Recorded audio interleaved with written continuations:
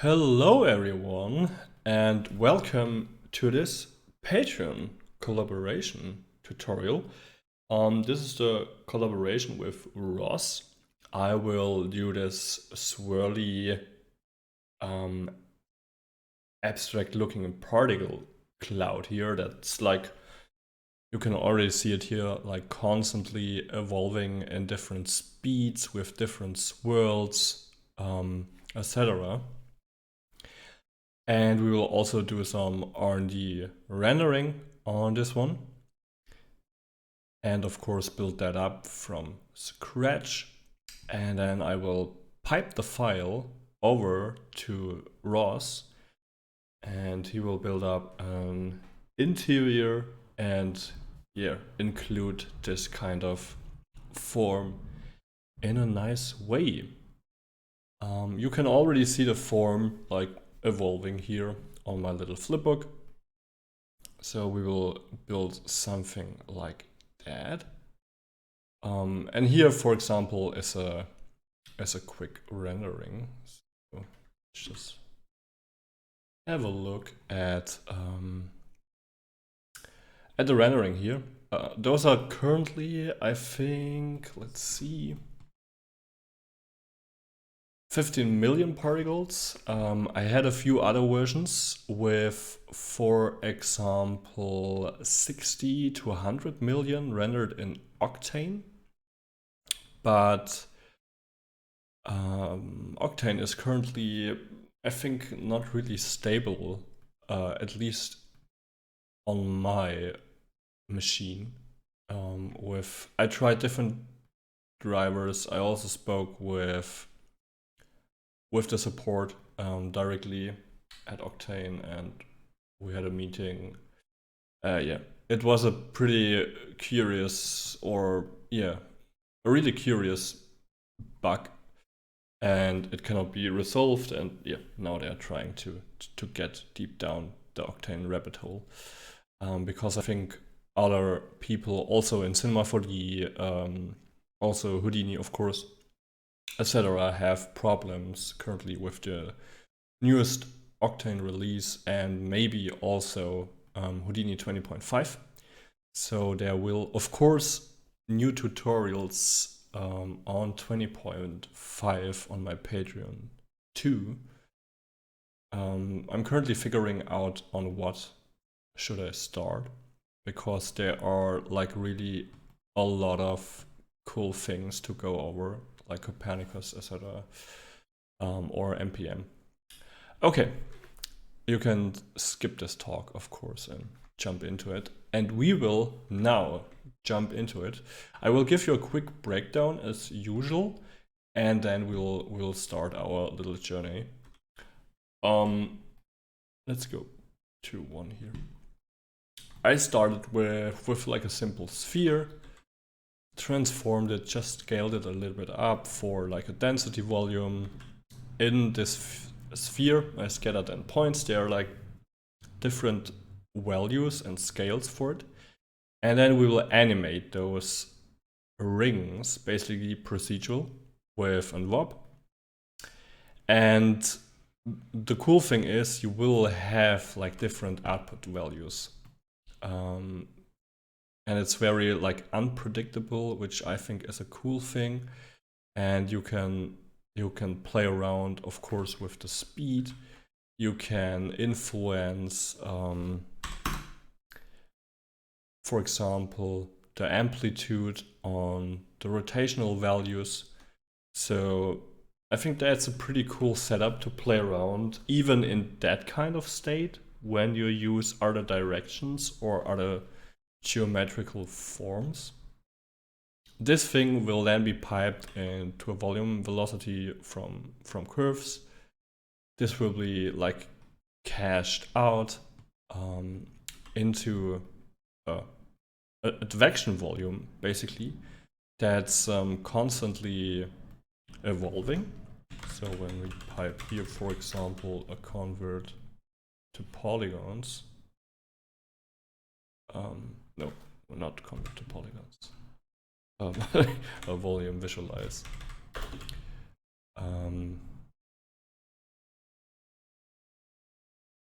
just pipe that up a little bit. Pipe up the density. You can see this velocity field is constantly changing. And we can use that for then our popnet and play around with it.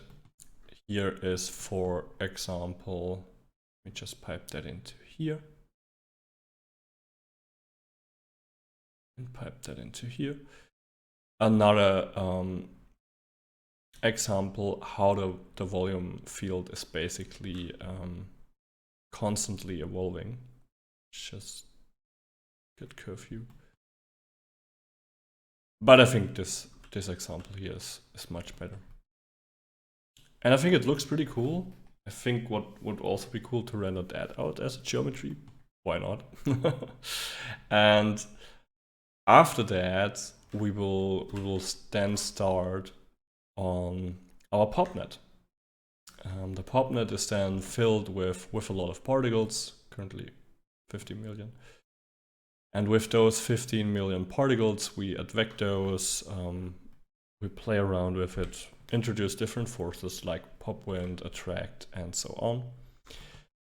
Then we will cache it out, and we are basically done with that step. And then, of course, rendering it, play around with different methods. For example, we can also trail the whole thing, and so on, which is pretty cool. And yeah, after that, Ross will take it over from here and include that thing in the scene. Cool. So I think we can start.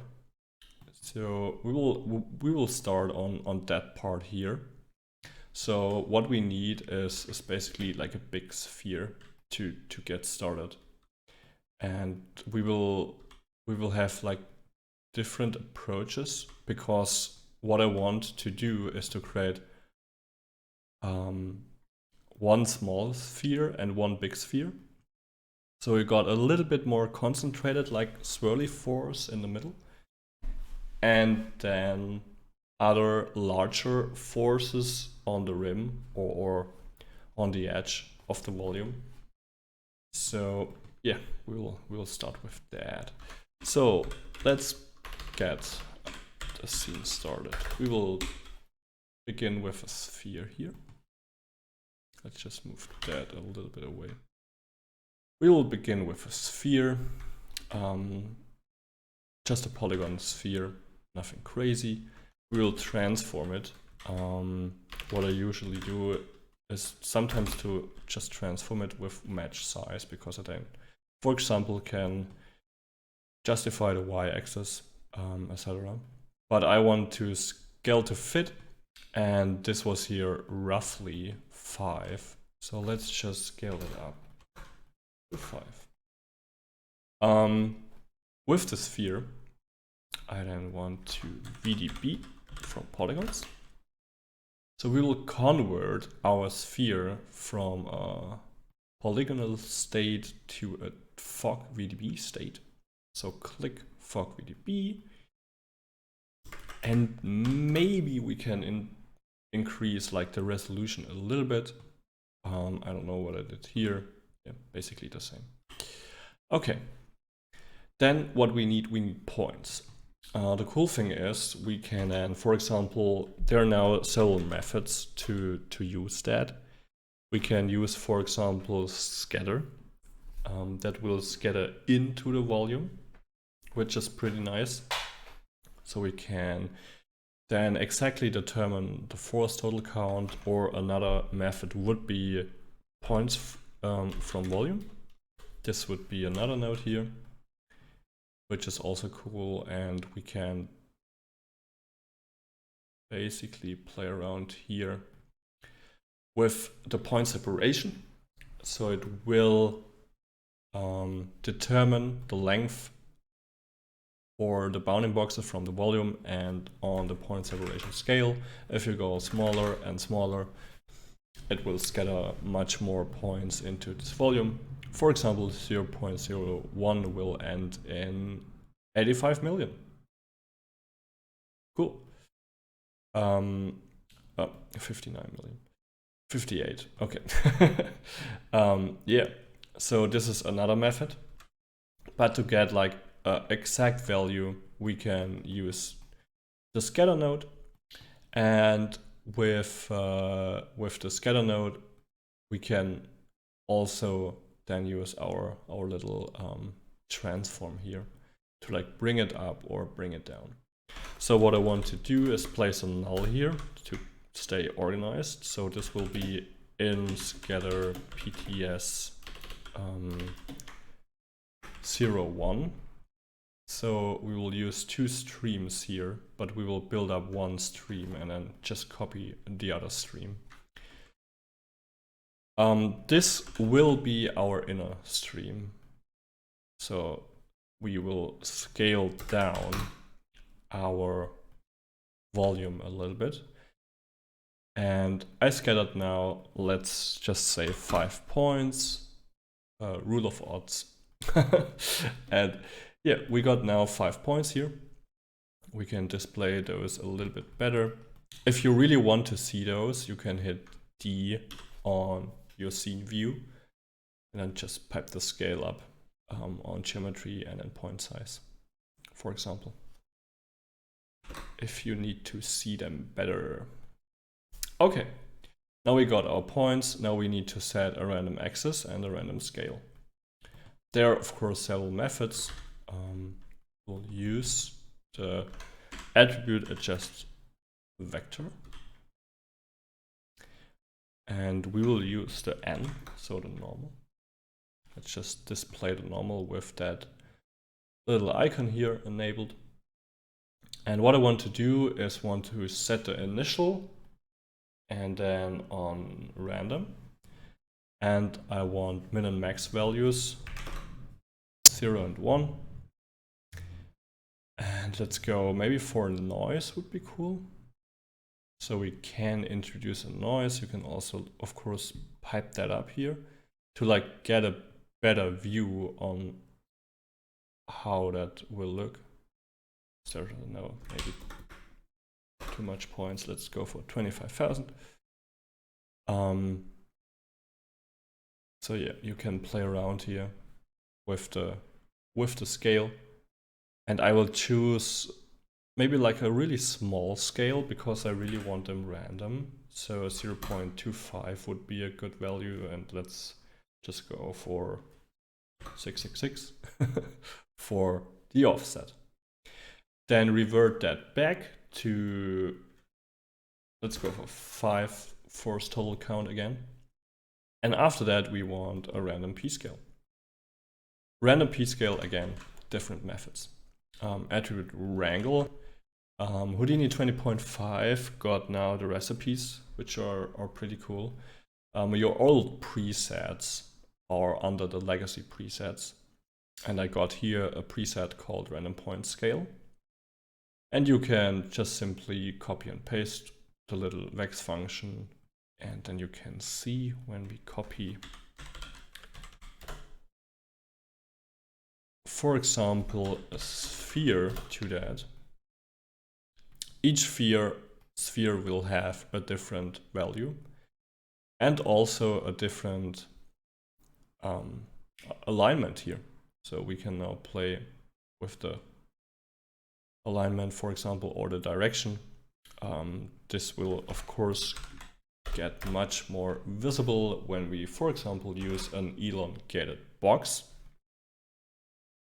And we can play around with the seed here, which is pretty cool. Let's just go a little bit smaller. Nice. 0.01, 5. Cool. Okay. Then what we will do now, we will get another method here, which is basically the same node as the attribute adjust vector, but for float values. So attribute adjust float. Let's pipe it down, and it's automatically set to p-scale, which is pretty handy. And what we need to do here is also set initial. Pattern type, let's go for random. and I want to go from 0.25 to like 1, and we can also dial in a seed here. There's also an enabler post process, so we could like scale that down post, and yeah, that's a pretty handy node here. What we can do to get an overall multiplier is just to get a simple attribute wrangle, and let's call that set overall scale. And don't use set, let's just use mult. And then with a little expression here, we can type f at p-scale. Oops, p-scale times equals, and then channel float scale underscore mult.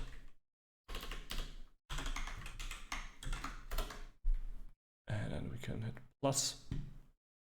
And we can play around here with the overall scale, which is pretty cool. So we got ourselves a little multiplier here. And of course you then can use different methods. I will use that for now. So we also got a seed. This is also the same here. So we got also a seed here. And if you want, you can build it up in Vex with an attribute wrangle, but of course you don't need to. In the end, the outcome is much more important than how you achieved it, but of course there are different ways. Okay, now we got our copy to points, and then we need a circle. So what we will do basically is to copy the circle onto our little points. Let's get that. We will just get a circle. And I want to open it, get a little bit more points, and I want to copy it onto here. And now what I want to do already is to pipe up the scale so that our circles may not intersect, but maybe they will intersect, but that's of course fully up to you. And we can even use that now here as an overall master like multiplier. Cool, so we got that. But now of course our circles are not moving in any direction, or not moving at all. And what I want to do, I want to use the normal that we set up here to control a little quaternion setup with a noise, with a random value for degrees, and those are then basically driven by the time value, or by our time step or frame value, or you can do that with another noise. So what we want to do is to get down an attribute wop, and with the wop we then can set, let's call that movement, set movement, and dive inside. I place a display flag on the copy to points so we can see what's going on. Cool, we've got our geometry global and our output. And what we need, let me just enable autosave. What we need is, first of all, to make them rotate. And what I want to do is let's just display our points here. I want to use the normal on our basically copy point to be our axis for the quaternion. So let's pipe down a quaternion here. And what I want to do, I want to bind export the quaternion to the initial name rot. This is standard value binded in Houdini, and we'll use that. And for example, when we then use a degree to radians, because quaternions need a radiant value, so basically from 0 to 1 to work. We will pipe that to the time, and you can see already that our circles are rotating, which is pretty nice. So this could already be a setup for another RD exploration type of thing. What we then can do, we can get basically our point number, and the point number is currently from 0 to 4. We can use that point number to generate a random value. So random. And what I want to do, I want to add a constant here, 1, to get rid of the 0. Or to just like an offset value or a seed. And we can pipe that into a fit function. And I want to remap the random value, and the random value is from 0 to 1. I want to remap that from minus 360 to 360 and pipe that into the degree to radians. And nothing will happen because we need to, what we need to do to get that time dependent, we need to multiply our value basically with the time. And yeah, we'll do that now. Just get into here again. So we need to multiply our value with the time. And now you can see we've got a different offset and a pretty cool little time-dependent animation on our circles. Now we can play here with the values. So we only got like a little bit of rotation, or we doing that full 360 rotation, for example, which is pretty cool. Now what I want to do, I want to basically multiply that. So multiply constant by, for example, 0.1, so that we will get a slower rotation, because that's pretty fast. So we will choose like something like, I don't know, maybe 0.05, because this is like the whole timeline. Maybe 0.05. And now what we could do is to get our normal, pipe that into a cross product from the position, pipe that into the axis. And now we will get something like this. So now the circles are basically rotating. Some are faster, some are a little bit slower. And to get another layer of like detail, what we can do is to multiply our output from the random value and our multiplied constant value again with a noise. So we can basically use the noise that will travel over the points as a speed ramp or as a multiplier for our little circles. And let's do that in action. What we can do here, get a multiply. And of course, when we get a constant value here, we can accelerate that. Or we can, well, let's just get it through. Or we can completely slow that down. So we will get really, really slow movement, which is also pretty cool. This currently, by the way, reminds me of like a solar system, like the rings. A visualization thing of type, I don't know. Which is also pretty cool. So we can already influence the whole thing with just a constant value.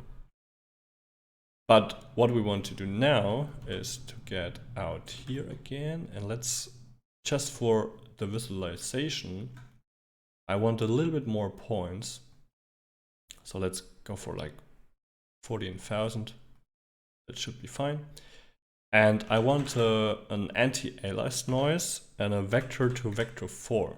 So I want to convert our 3D noise to a 4D noise. And a 4D noise, it's basically time dependent. So we can pipe in here another multiply constant. This is hooked up to the time. And we can pipe that into our CD value here. And we need to accelerate that, of course. And now you can see that our noise is slowly traveling over the surface. And this noise got like an output from minus 0.5 to 0.5. So we can remap that to, for example, 0.1. So the acceleration on the 0.1 value is really slow, and 3. So this would be a high acceleration, and we can also drop down the roughness a little bit. And then we can pipe that into our multiply. And let's just get that a little bit more organized here. So this could be on top.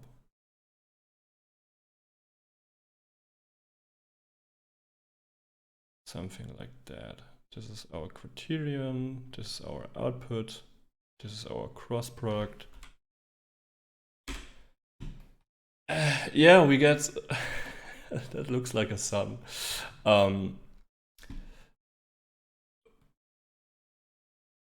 So this would be the output on a pretty sweet little scale, and you can already see that we have sometimes faster rotations going on here. But of course we will go back and we will pipe that up again to 1.5. And now we've got basically a second value that runs over our points that will influence the rotational speed, which is pretty cool. So you can see something like this here. And then it immediately stops and it's, for example, slower. And we can, of course, scale that down a little bit, 0.05. And then you can scale, whoops, wait, that was the wrong scale. Yes, that's the right one. And then we can, for example, of course, play with the fit values. So now we've got like 0.1 to 3, but we can also go 0.1 to 15. So it will really accelerate those values. And we can go lower, 0.1 to 0.5. So it's really subtle and slow, for example. But I want this kind of speed up, ramp up effect, which is pretty cool. Okay, nice. So we got our little setup, and now we can basically copy it. So what we will do, we will copy the whole thing here. Perfect. And I want, for example, 7 points. Let's go for 5 points. Well, let's go for 5 points on the edge, and for 7 points for the core. Let's merge those together. And now we have something like this here. Also, we can now play with the scale. So what I want to do is to get the inner scale a little bit smaller. And play with the seed here to just get something. Let me have a look here again. Okay, I think I used a little bit more here. And yes, what we also can do, we could resample those to then later get some nice attributes for rendering with the curve view. We could increase that to 9 and that to 7.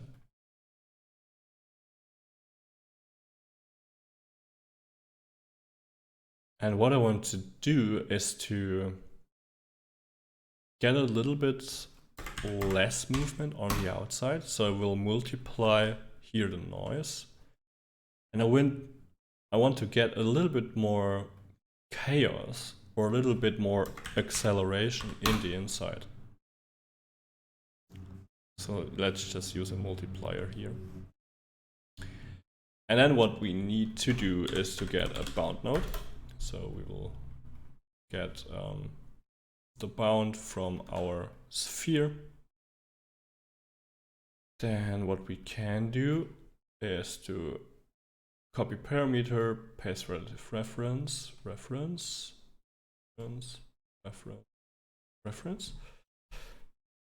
to then get the copied values as a reference, so we don't need to dial in the values all the time. Let's go for a 1.5 should be enough. Let's have a look at the bounds. Yeah, that should be enough. Cool. Another thing what you also could do is to pipe some values into p-scale and get like a different p-scale value at each time step, for example. Then we need again a VDB from Polygon.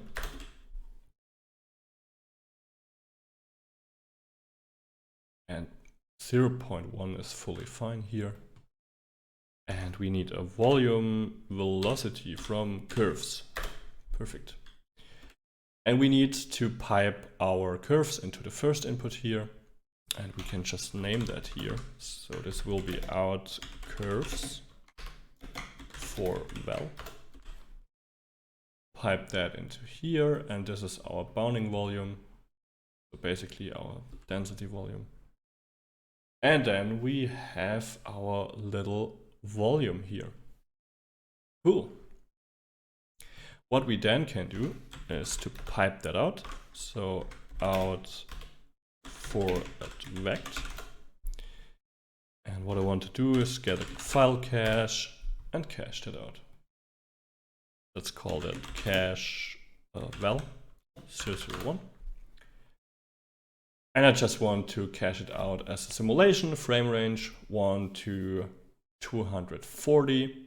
And we can just save that in the background so we can keep working a little bit. Okay, so this is now caching. Just get rid of that. Cool. After that, what we can do, we can build up a little bit first of all, our volume slice to get a broad visualization basically of our volume trails. And what we also can do is to then create our popnet. And this should be here really quickly, so you can already see a few frames solved.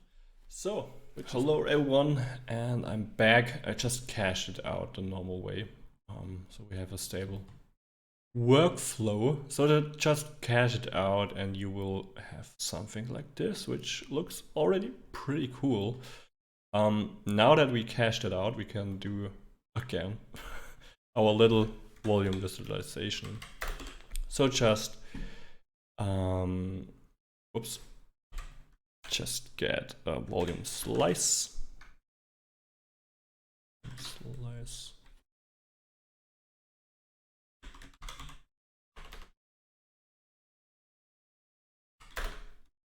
And what I want to do is to place a scatter after that.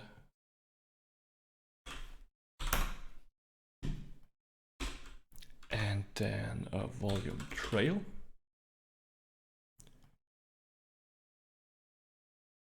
And there you have it. We've got our little volume visualization if we need to. And we can place down a resample node, resample the whole thing, and use that, for example, for rendering or to then transfer attributes. So this will be our visualization. And what I usually do, I just color in those visualization things and get this kind of tone. Cool. Then we need to build up our PopNet here. So what I want to do, I want to get the original sphere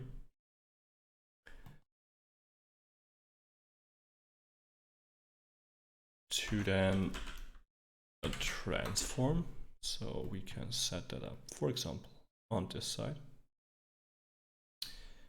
And I want to scale it a little bit down. And then a null out for pop simp, let's just call it like that. And what I want to do is to generate points from the sphere. So in this case, for example, points from volume would be pretty good. So points from volume. Pipe that in here and jitter z seed, let's go, yeah, 666, 666. And those are currently 27,000 points. That's fine for now. Connect that to the null. And we can place down our pop network. So this will be our little popnet for our simulation here. After that, we can connect the first input to the first input, and we can go for constant birth rate, get rid of that, impulse activation $F00 equals 1. So we will just scatter one time, or we will emit our points on the first frame. And then what I want to do is to place down a pop at vect by volumes. And after that, we can basically import our out for at vect into our little simulation network. And let's just call that PTS sim. And you can see it's connected, and when we start this, let's get rid of the template or the guide. You can see we'll advect the thing. But what I want to do to get a little bit of a nicer result is to basically advect it with the velocity. So we'll do not update force, we will do update velocity, pipe the velocity a little bit up, and we will get something like that. What I want to do to prevent basically particles from stucking could be also a cool effect when they then stuck, but I don't want this. There are several methods. I will use a rather easy one. Pop attract. So what I want to do, I want to attract those particles basically back into the center here. And you can use like different values. You can go for 500. This will be something like that. Of course, we don't want that. We want a value, for example, like, yeah, that's a good value, like 15, for example. And you can already see we've got our representation of the particles, which looks already pretty cool. What I then want to use to get a tiny bit more imperfection is to place two pop winds. You can see when I change the amplitude here, that a pod wind will affect, of course, our particles. So let's just go here for 60. And what I want to do, I want to get like an amplitude of 1 and then a swirl size of 0.25, maybe 2. Yeah, that looks good. And then I want another one with a little bit bigger swirl size. So let's see, of 1.5 and a value of 0.5. So we got 2 pop winds affecting now the particles a little bit. Let's get the timeline again longer. And after that, what I also want to do is to measure the speed. So let's get a pop wrangle. Calc speed. And what I want to do, I want to just measure the distance of the velocity. So v f at speed, let's call it mask, equals, and then I want to measure the length of the velocity, so v at v. And now we do have a speed mask attribute we could use, for example, for shading. So this is like the first setup. So you can use, let me check, okay. So you can use this, for example. What you also could do, you could source points. So let's just get here another input. And I want to delete that. And I want to delete that. Let me just get points.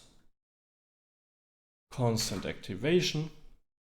And for example, we could use 1 point, 5 points, 150, and so on. So for example, 5,000 would then look something like this. You can, of course, accelerate those, so new particles will spawn again and again and again. Or what you could do, you could, for example, introduce a life expectancy with a life variance value. And then the particles will despawn after, for example, 2 seconds plus minus 0.25.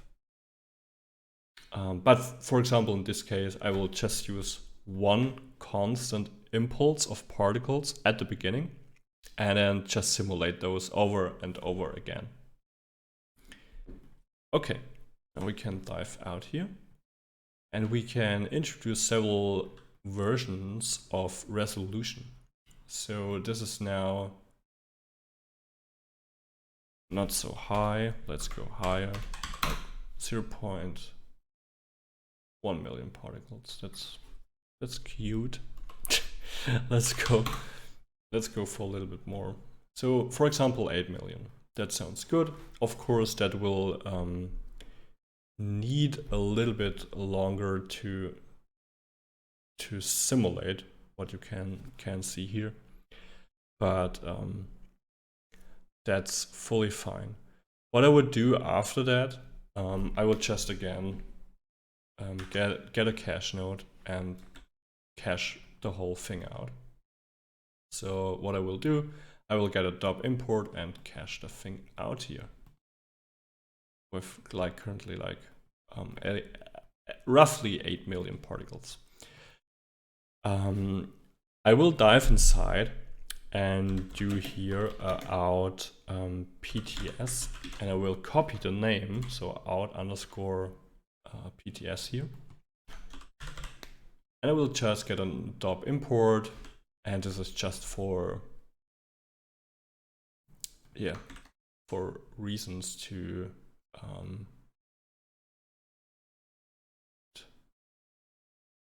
dop name. Can it not have an underscore? Let's see. Oops, dived out. Let's just simulate that again. for organization reasons. Okay. So we do have our little point sim here now, like basically disconnected and reconnected from the sim, and let's call that import sim pts. So we got our particles here, file cache, and I want to rename that as cache pts sim.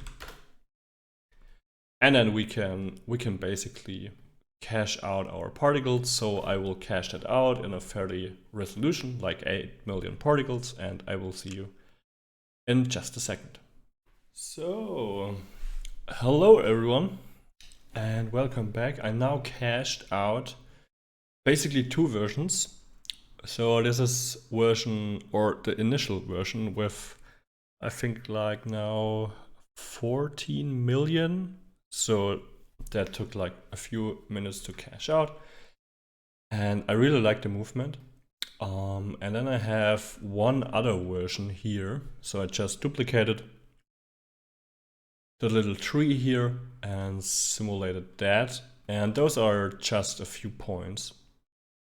27,000 roughly, and we will use that to create some trails. But for now, let's just use the one here. I think there are some really cool movements inside. And what I want to do is to create, let's go for a redshift setup. Already got a camera here. Let's dive into the camera here. And we need, first of all, let's go for min-max. You can download that for free on my Gumroad, and I want to min-max the speed. And then the last thing would do, again, run maybe like a p-scale, so we get a little different p-scale. You can also map the p-scale, for example, to the speed. That would be also cool. Yeah, let's just use a random point scale here. And we will apply that on our particles. 0.01, and then I will drop a null here at PTS. And for example, Ross will need Alembic. So if you want to export an Alembic for Cinema for D, for example, you will place down the raw Alembic output, and then you can go, for example, render current frame, geometry. You can then like transfer the attributes over to then use that also in Redshift, etc. to render. So if you want to put it out as an Alembic, place down the raw Alembic output. The files can be pretty heavy, so don't maybe transfer all attributes. You can exclude like some attributes, or if you just, for example, want p-scale and speed, what you could do, attribute delete, and then delete basically all except of, and then for example p-scale. And then you will only be left with position data and the p-scale attribute on the points, for example. Cool, now we got our particles here. We also got a camera. We need to set up Redshift, so let's place down a ROP network. This will be out RS, or wait, RS out. And what I want to do is to create a Redshift ROP here, RS out 001, Control W, and I will just drag and drop the camera in here. And that should be everything fine here. Let's dive up one level, and of course we need a material network to create our materials. So rs mat. And what I want to do is to dive in here and create a rs material builder. And we can rename that, for example, to rs mat and then rnd 01. Now we need to link those or apply the material. That was already applied, but let's reapply that. And then we need to go to the Redshift object tab here. If you don't have that, you can create it with the shelf tool and going to object parameters and then click on particles and then render object as particles. I will go for a global scale multiplier now to 0.01 to just see the p-scale. And then I want one light. Let's just dive into the camera, split the viewports, and what I want to do, just create like one area light with like a circle or a disk, and then let's make that way bigger. So 2:3 or 3:2 ratio on the scale. And then what I want to do is to just hit render and see how that will look. First of all, let's just rename that. And then pop up our little render view here. And this will take a second to load all particles, but that already looks pretty cool. Now, what I did here is a pretty heavy DOF. So we can get that, for example, to 8. And what I want to do is to maybe scale up the particles a little bit because they seem a little bit small. But we can easily scale them up with the global scale multiplier. And then we will decheck that in a second. Yeah, that looks really cool. I decided to get a boost on the amplitude on the pop wind, so we get those little ripples here, which I think look pretty cool. And then let's see what scale we need.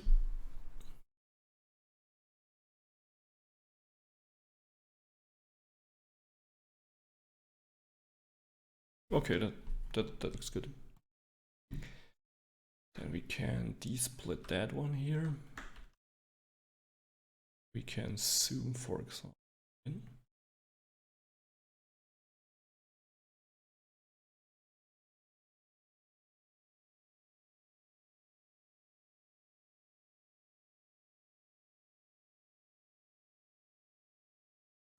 And what we can do, we can definitely increase the scale a little bit. So now global scale multiplier 0.1. I think that should bring us or give us a fairly good amount of particle scale. Yeah, that looks not bad here. What we then can do, let's get a little bit back. Of course, that will hugely depend on your simulation, because I think your simulation may look okay. We got a crash. Let me just get another Houdini version going on, because your scene, of course, may look different. Yeah, we got a crash, unfortunately. but we've got a backup, and that's a good thing. Let's just wait till the other Houdini version is up.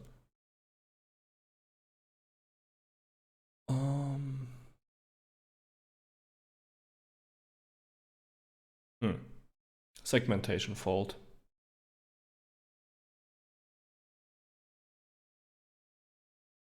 Okay. Let's just start Houdini again. There it is. And then what I will do is just to get here, crash recovery, open crash file. Yes. Hit escape and overwrite the other file. So we are now back in business. Nice. Okay. Now we can play a little bit with the light here. So what I initially wanted to do before the crash, let's just scale it down. What I want to do before the crash is to get a little bit different angle on the whole particle geometry. So this is our current angle. And what I want to do is to get maybe a little bit more zoomed out, but just a little bit. And now we can dive, for example, into the light and play with the light here. So for example, that would be like a top lighting. And I think we can even increase the scale a little bit more. And let's also see where is the focus currently. Yeah, need to of course get the focus in here. So we really can see our particles because those are a little bit blurry, which is not what we want. Yeah, that looks a little bit better. Now, of course, you could go crazy and play, for example, with the bokeh, which can also lead to pretty cool effects. I think that already looks good. So just one light, pretty simple, one top light. And now what we can also, of course, do, because it's animated, we can scrub, for example, through the timeline. Let's get to here, because I think that looks pretty cool, because we have a little bit more going on here. We got this circle or half circle, which is coming out. Oh yeah, that looks cool. Nice. So we could then, of course, zoom in here to get like this close-up. That looks cool. So another thing, what I want to do, let's go for two light setup.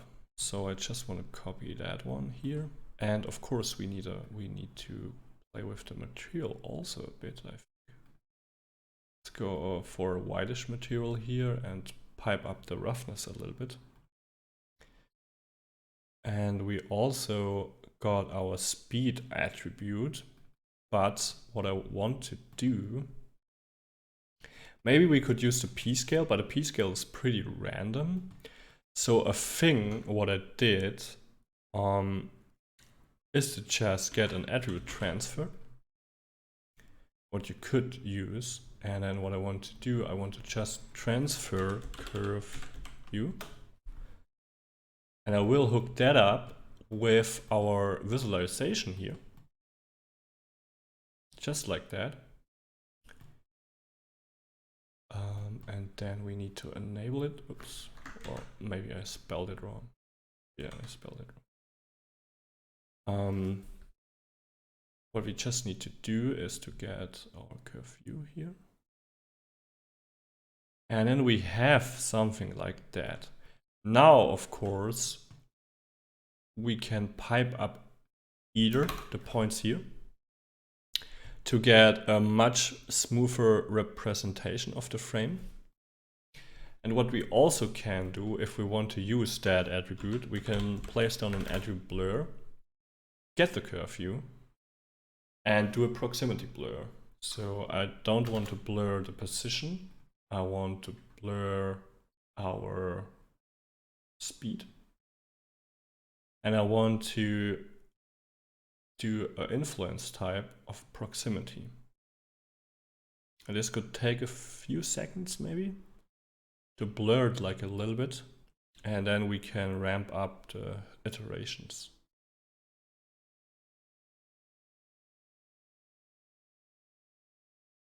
Okay, let's ramp up the iterations, like maybe 24. And you can also play with the step size, but I think that's also like a cool pattern. And this pattern is because of our resolution on the curves. So we could also resolve that. Oh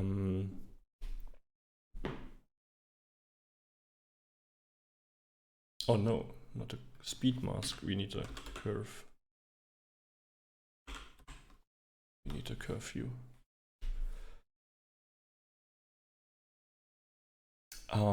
So we could also resolve that with getting the resample to a smaller step size. But yeah, this is now blurred, so we could use that, or let's see. Let's increase the point count on our resample. And we should get a much clearer representation, yes, of our points. Let's see how many.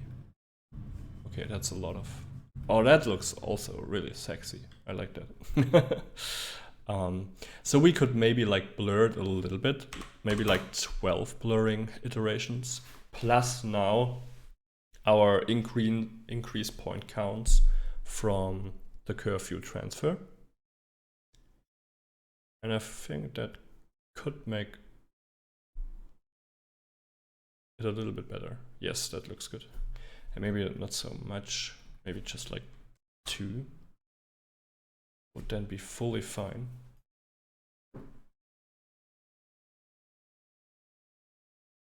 Okay, now jump up a level into our shader, and what I want to do, I want to use the color user data and use that as a base color, and it will be not CD, it will be curve view. And what we also could do, gradient, oh no, that's not Octane, we need a ramp. Remap the whole value here. And then what I also wanted to do is to get the second light from beneath with a little bit less power. So let's just drop the exposure 3 stops and make it a little bit bigger. We can dive inside again.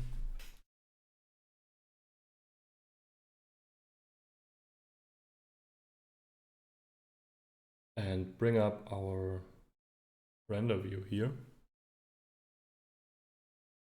Extracting mesh.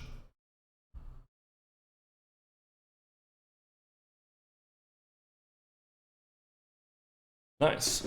Now we've got something like that. What I want to do is to maybe, let's dive first into here. Play around with our attribute. And now you could use, for example, another color. So something like, oh, that looks cool, but also weird. So let's drop the black values down here, or just get rid of them and get it to something like this. And now we've got basically a controllable slider. So we could introduce here like a lot of colors. Maybe that's a little bit too colorful. So let's go back to, of course, it's color. And I do like color sometimes. Let's go back to a more like black and white version here, or like a monochromatic version, and just get the blacks in a little bit, but not like black. Let's go for like a more grayish tone. And then we could play with color with the light. So we could introduce, for example, a red light, or I kind of like that orange tone here from the bottom. And we could have something like this. Let's zoom out a little bit to see like the full picture. And I think I need to, do I need to refocus?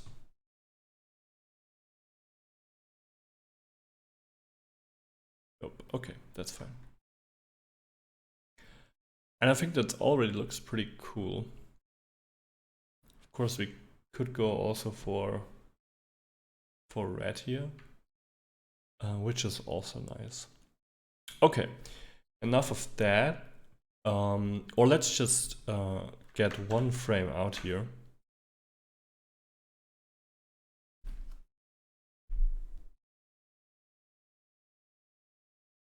To just play with that frame a little bit later.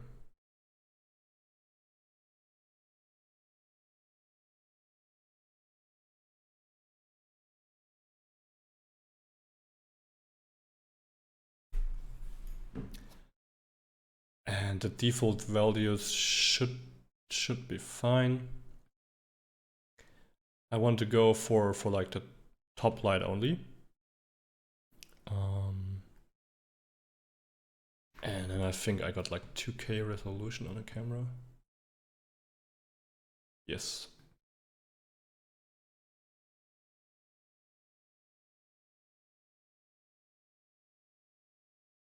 That should be fine. And then let's just render that out. And then after this little render, what I want to do is to get the basically the low res simulation and trail the whole thing. So we will then have not like points as a representation. We then have like basically lines. What would be also, I think, pretty cool to render out. And now we're just waiting here, but we can also, of course, be productive and already do something here. So let's trail down here. And what I want to do is to connect as polygons.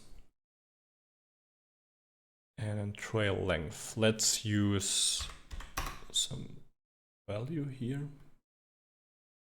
The question is what value? Maybe 24 looks fine, I think.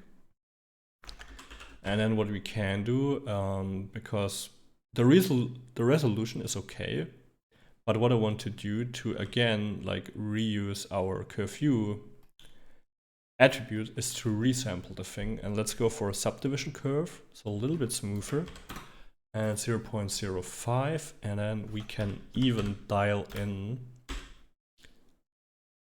a little bit of a post smooth effect and enable the curve view here. And this would be not out PTS, this will be out curves or lines.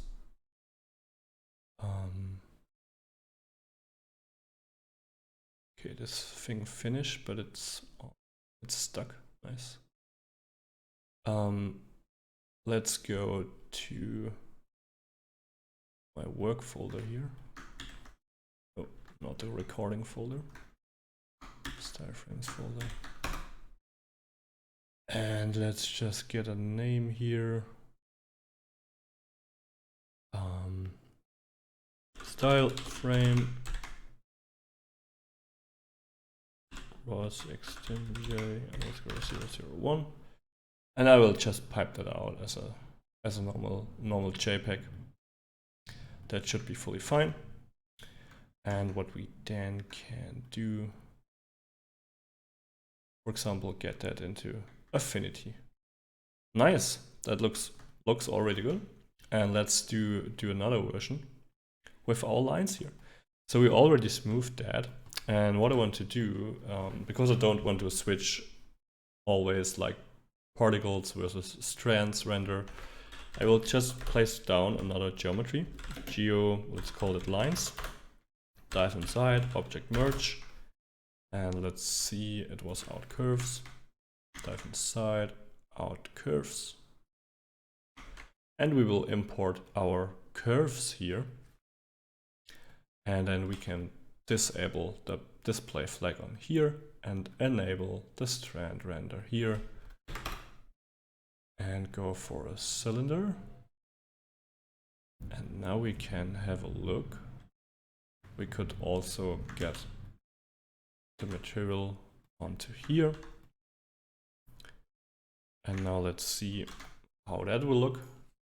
So this will then just be a simple lines to render. But yeah, then we have something like this. And no, I don't want bucket render. I want normal progressive, please.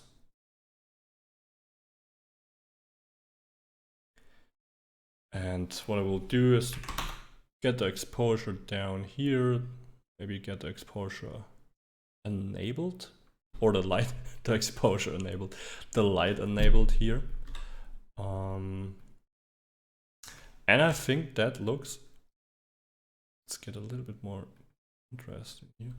I think that looks also pretty cool. And I think here we could even play with bokeh a little bit.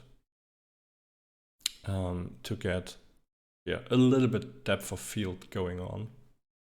Of course, you then can play, for example, with the focal length.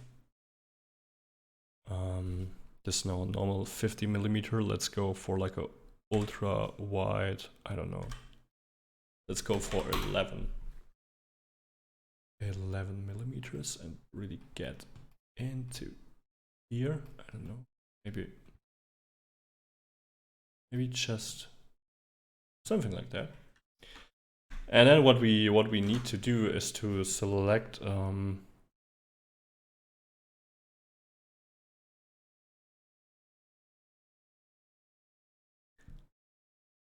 camera. The depth of field, perfect. I kind of like it. Why not? We could, of course, in the global scale multiplier, we could go, I think, a little bit lower. So 0.15 to get the curves thinner.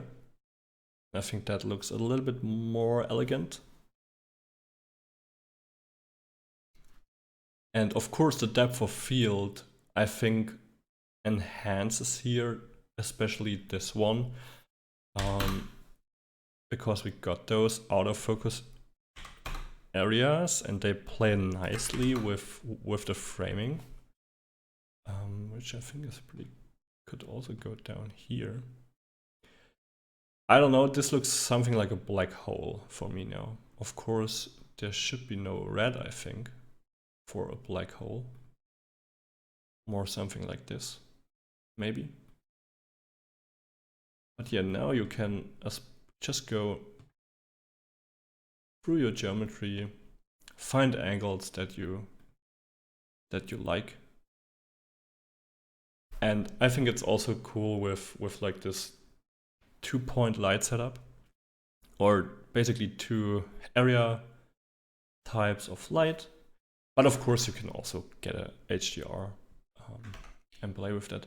What I just wanted to look at here, this is now Substance, not Substance Designer, I don't use that. This is now Affinity Photo. And for example, there are some, I think, cool tricks, just to like show you that a little bit. For example, you could rotate the whole thing and get a whole nother